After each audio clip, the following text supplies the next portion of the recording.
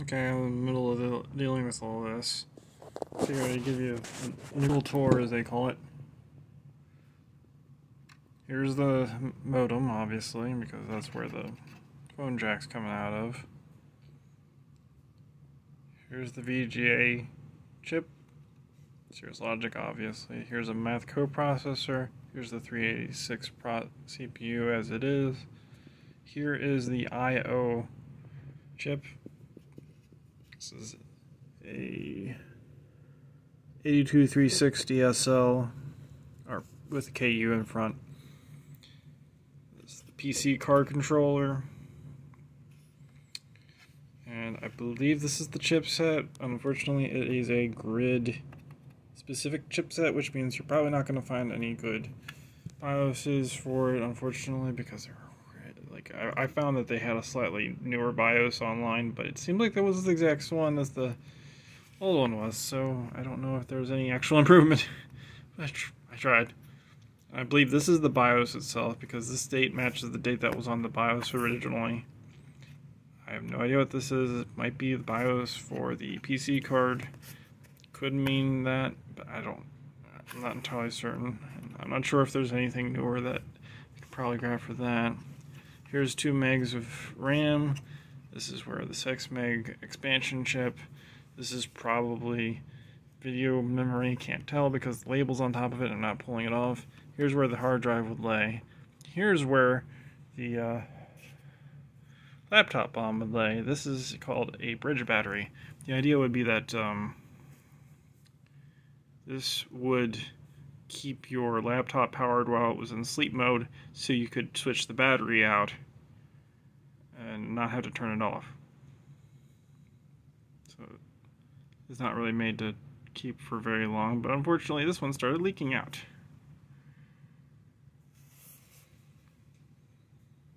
If I can focus. There.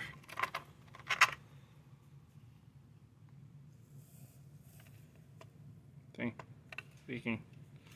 I cleaned it up, chopped it off. Just gonna leave it off. Here's the lithium battery.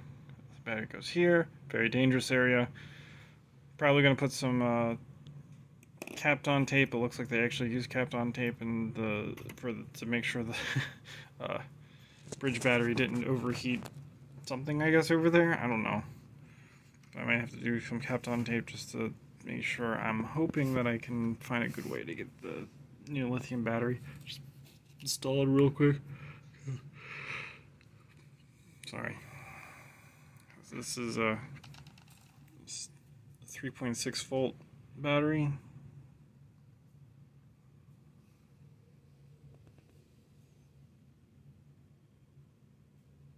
One of these old purple things, and I don't have any good easy way of replacing that outside of doing another kind of battery like this. I could try to see if I could get a like a holder here, but I'm not sure if it would fit. This is a laptop. Everything, like every little inch counts just about in these laptops. I did look underneath this. There's nothing important down there, well, except for like all the like there's a bunch of like surface mount resistors and capacitors down there. A few chips, kind of similar to what we would have like over here, but or maybe these. Didn't look like there was anything mission critical, I guess you could call it. Probably important because it connects everything from here on top to the other stuff that's on top. But this is an inductor of some kind, and probably helping with the display. Since it's only really this is probably converting voltages, because I think the input is 16.5 volts from the battery or electrical power supply. I am going to be using this. I will see if I can put down some information in the description as to what this is.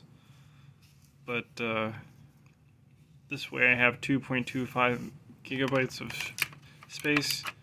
Fits good. It has its own little case. I might want to use something to kind of make sure it doesn't rattle around in here, but that's about it. Like, what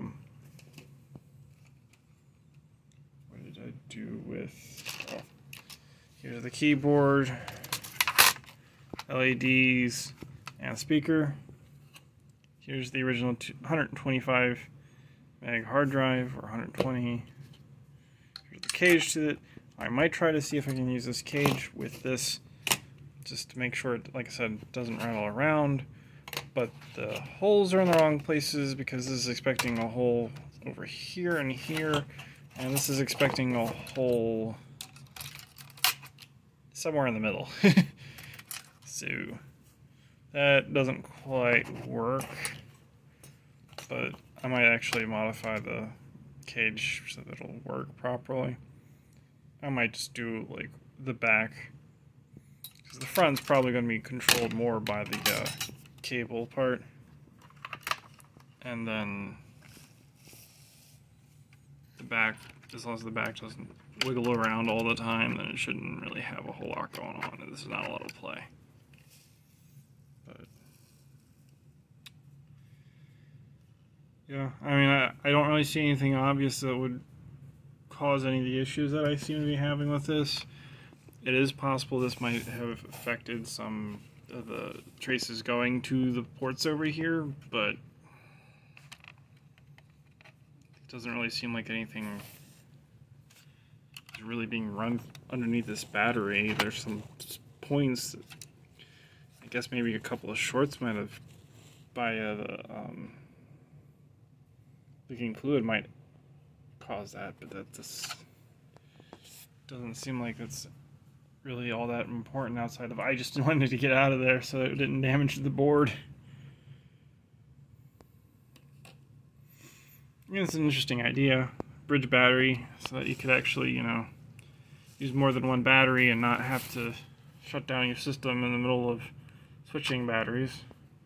I might even have to open up one of these to see if I can. This one says 9.6 volts. Could have sworn the manual said the power supply provides 16.5. It's possible. There might be some circuitry in here as to like charging and discharging, converting the voltages over and stuff, because the power supply goes straight through this and goes into the 3 posts that go into it up here.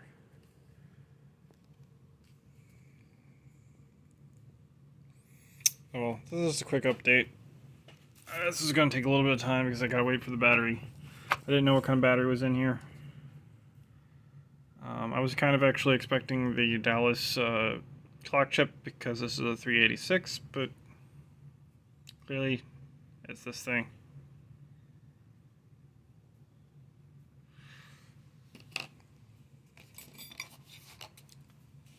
And I might even try to fix this while I'm in here, though. This is the arm. It looks like maybe somebody did try to glue it together, though, already. Of course, it's possible that they accidentally tried too hard and glued it into the holder. The way that you actually get this apart is just basically take the screws off the bottom. These basically would come off immediately. You get the screen out of the way. Take all the rest of the screws off. Well, first actually you have to take the screws off the hinges. Then you get the screen out of the way. And there's one exact screw that I think you could access if you get the screen out of the way somehow, because it's under the hinge. I kind of really finagled it. I ended up like unscrewing the hinges and moving it around. I'm not putting that screw back. That screw can buzz right off. But once you got all that together, you just all that stuff off. You can actually just take this, and there's where the screw is. That's just like the worst place. And then everything else comes off. Basically, you just got to make sure you don't bust any of the ribbon cables.